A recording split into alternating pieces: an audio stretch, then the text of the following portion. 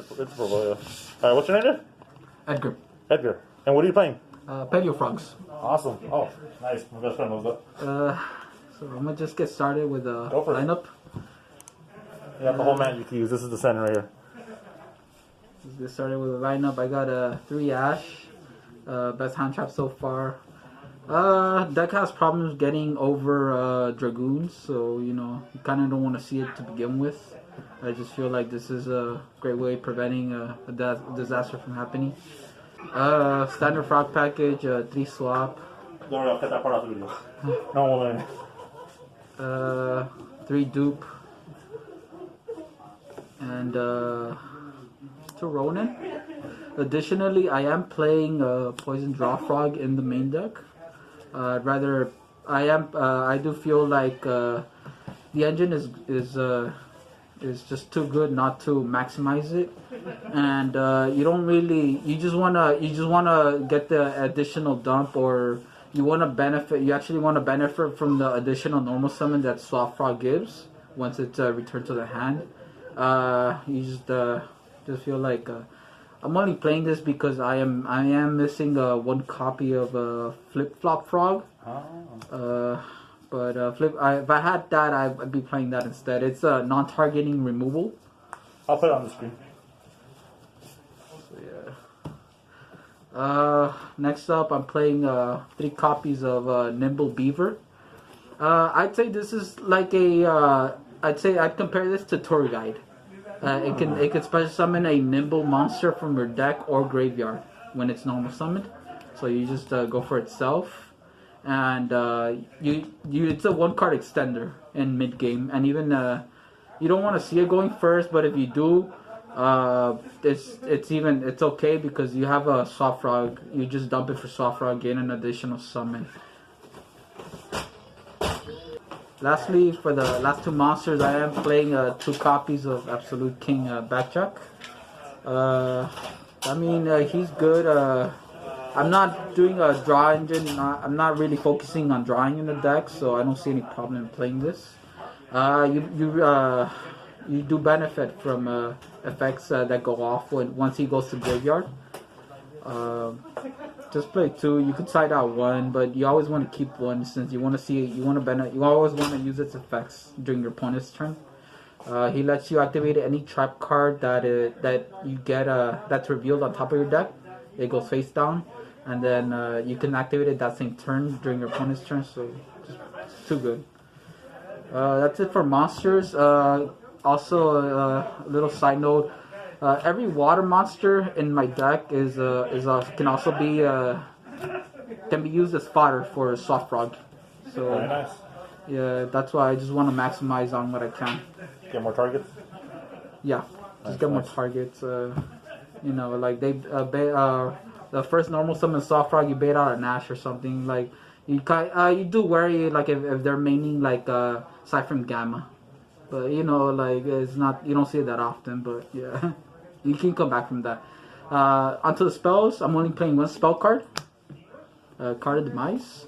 You just want to see it mid to late game. You don't want to draw into it. Yeah, it would be kind of bad drawing into it going first or early game. But I play it just because. For those long games, you're not really, as mentioned before, I don't do a draw. I'm not draw heavy because I feel like you want to keep all your cards in your main deck. You want to see your cards. You don't want to be banishing anything because of Pot of Desires. There's a new card, Pot of I forgot the name, but I'd be playing I'd be playing 2 copies if I had it. But I just feel like this is the next best thing I have at the moment. Trap lineup is I'd say it's standard. 3 copies of Infinite Imperm. Of course. You can trigger off your Paleo traps in graveyard if it resolves. It's also a great way. If you time it well, you can actually you can manage to negate spells and traps on your opponent's side of the field based depending where the column is. You just want to be careful because it does affect your own spells and traps in your own column as well. So yeah. 3 copies of Dynamiscus, pretty standard. You know, you just discard and target and banish any face-up card on field. 3 Canadia, it's Book of Moon. That's it for your 3-ups. I'm just moving on. I'm playing the 2-ups. Ice Dragon's Prison. Nice. Some decks play 3, but I cut out the 3rd one because I feel like it's a hard once per turn anyways. It's an awesome card, but you don't you want to see other cards that help move your deck forward as well. You just don't want to sit on something and not resolve it either. But it's an awesome card though. I feel most decks should have this. Lost Winds. It's Recursion. I like it. It helps me get over bigger monsters. You know, like as I mentioned, the deck, it consists of low attack and defense monsters. So you do rely on your other cards. Pretty good. Double Compose. It's just removal. You know, like. I mainly use it when I know that opponent's just trying to link climb. That's mostly why I play it. Cool.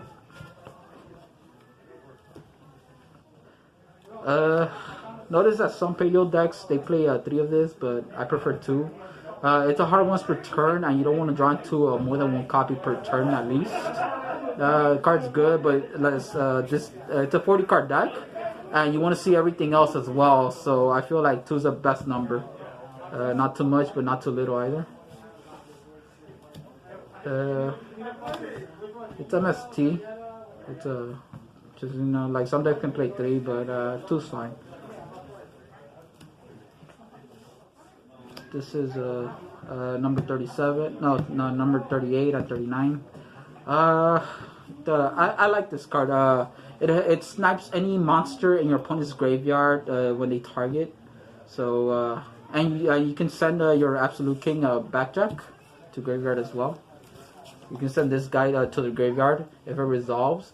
It's also a great way to bait out Ash Blossom because this includes an effect that sends a monster from the deck to the graveyard. So they can Ash this, but you know, like it's always better to get that Ash out the way.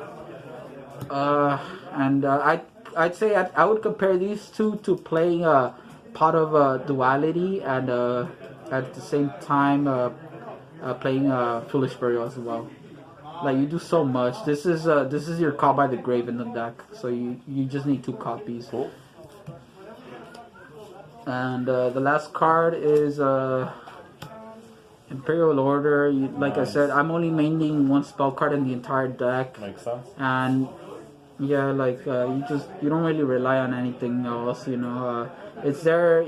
You see it. It's great because you can just wait for opponent to activate something, and there.